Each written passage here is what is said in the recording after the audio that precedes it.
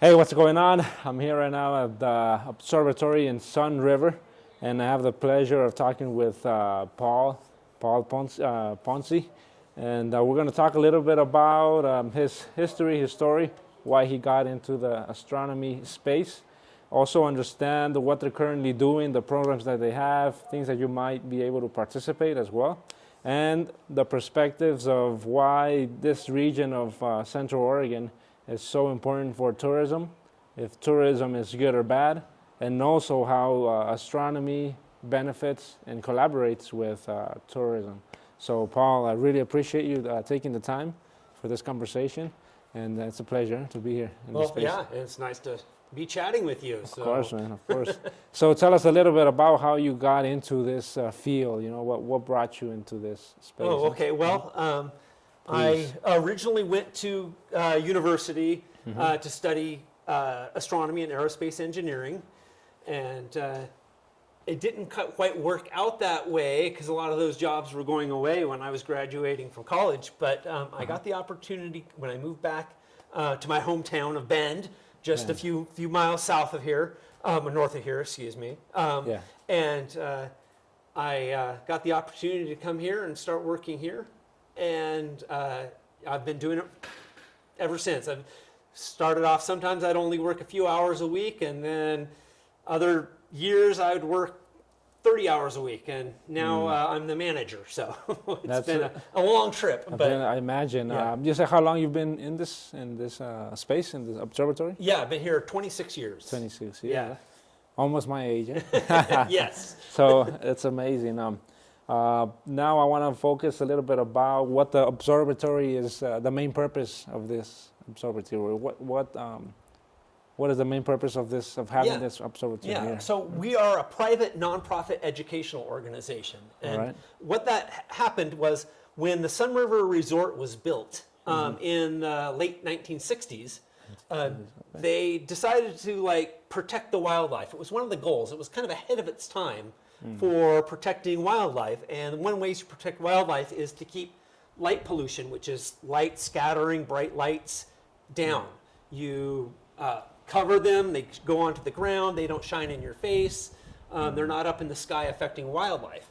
But it didn't take very many years before people that were interested in astronomy said, hey, this is a great place to come set up telescopes in the parking lot of the Nature Center. And so we started doing programs in the parking lot. And then in 1991, we had our dome built. And then 1999, when we got real popular, we added this roll-off roof that we're standing in now. And then actually behind you, we have even another roll-off roof we just added last year. But the main goal is public education. We have school groups. We've done all ages from kindergarten through college come here to do educational programs. Here at the observatory for astronomy, both daytime, looking at the sun, nighttime, and then wildlife at the Nature Center. So they do all sorts of educational programs with wildlife, plants, ponds, frogs, raptors. They have some rehabilitated raptors. We have swans on the lake, and we're kind of the caretakers for the wildlife in Sunriver. That's why the Nature Center was built. And then we just kind of added on the observatory because it's a great dark sky place. I imagine, because it's surrounded by different mountain ranges and all this area. There's hills and all of that. We have a national monument in between us and Bend. So Bend is the big population center, 100,000 people.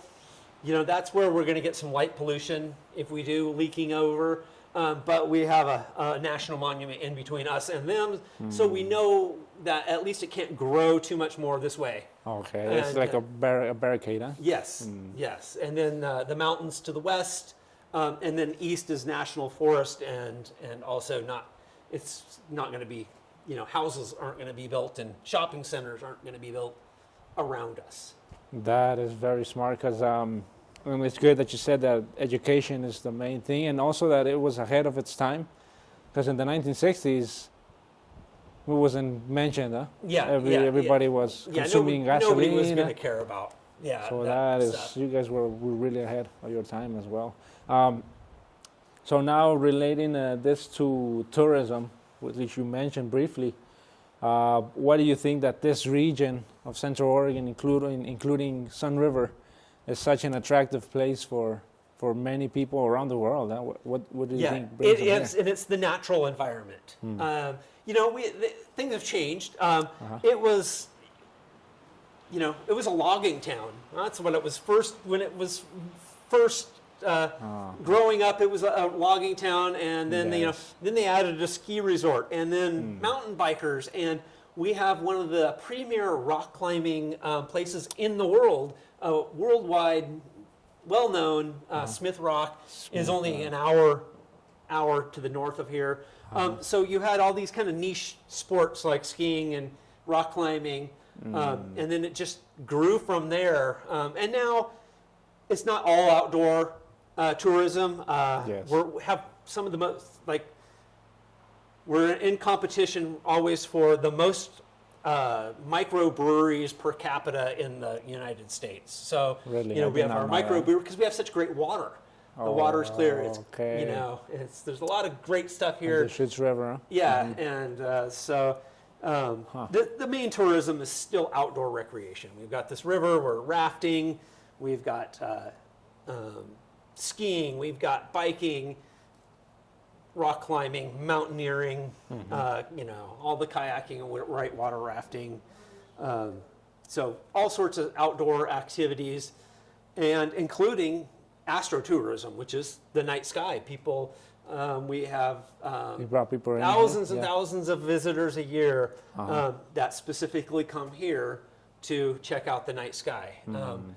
We are the first International Dark Sky Association community in Oregon. So, and then Prineville Reservoir State Park became the second one. So there's two here in Central Oregon, the only ones in Oregon. Right. And then some of the darkest skies in North America, continental U.S. for sure, are just a couple hours to the east of here, because there's thousands of square miles with only a few ranches. And so it's very, very dark. So we're a good gateway to even darker skies. That's very interesting that you mentioned that. Besides nature, which I think is the main thing, other activities have fallen into that, that category. Yeah? Yes. Like breweries, urban activities as well, and Yes. outdoors activities. So that's very insightful. Regarding tourism, do you think tourism is a benefit, or it has its downsides in the short term and in the long run? It is both. Of course, Yes. it's Depends. it all depends. I think if it's paced well, if you could control how much you have, it's a great thing. It's jobs. It's and it can be year-round jobs. Like Central Oregon has figured out that it's like you can mountain bike in the summer and ski in the winter, and then that way you have year-round business at your brewery. Exactly. So there's those are the benefits, and those are short and long-term benefits. And in the long run, it keeps the area active with new people coming in. And the important thing is just to watch the growth. As long as you have kind of boundaries of where people can build houses and things like that, it will keep those pristine areas pristine. And it's that depends on the local laws. Oregon does have urban growth boundaries and restrictions on where people can build. And then Deschutes County, where Bend and Sunriver are here, have ordinances for the lighting. And that's the whole county does. Or like contamination, huh? Yeah, and old stuff kind of got grandfathered in Bend, and sometimes the enforcement's not always there. But like if I were to start over a new community for doing environmental and astrotourism, is I would want those codes, those laws in place. That way somebody doesn't put up a car dealership with blazing lights in the middle of your town, and you just ruin the whole night vision. I understand. Yeah, so it's like a balance, and it'd be pretty fun to like get together with the whole town, which I think they would, or the most of them would, huh? Let's say we're gonna shut off one region of Bend, Yeah. turn off all the lights, huh? And then you get to see. I don't know if that's possible or not, huh? But if you have to shut off everything, huh? Yeah. Because otherwise you have contamination from the other region, so that's Right.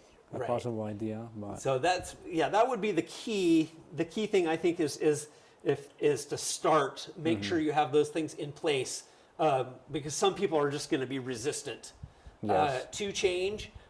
So if you start off telling your community and the visitors about the benefits of that light pollution, and in a way that's a discussion that's important for this astrotourism, but Yes. it's human health, our rhythms. You've probably heard by now is like, don't be looking at your phone right before you go to bed. It's that blue light keeps you awake. It reminds you of daylight. And so light pollution affects your, the circadian rhythms of humans. It affects wildlife, the rhythms of wildlife and their migrations of birds. And so it affects the whole ecology of the place you're in. But then the other benefit is a beautiful night sky. Like all our ancestors thousands of years ago would have never had electric lights at night. No Wi-Fi, no nothing. A few campfires that are probably kind of orangish in color and not really ruining your night vision. And so that's very insightful what you said, because we are shifting now, like 150 years to 200 years, where we have this shift of using artificial lighting. So that's something that we're still early, and hopefully there's a balance, like you said, between too much light pollution and maybe too little, because we need light for activities, Yeah, and safety and things like that. So yes. Electric light's wonderful, and it's definitely a needed thing. But if it's just like anything, it needs to be done in the right direction.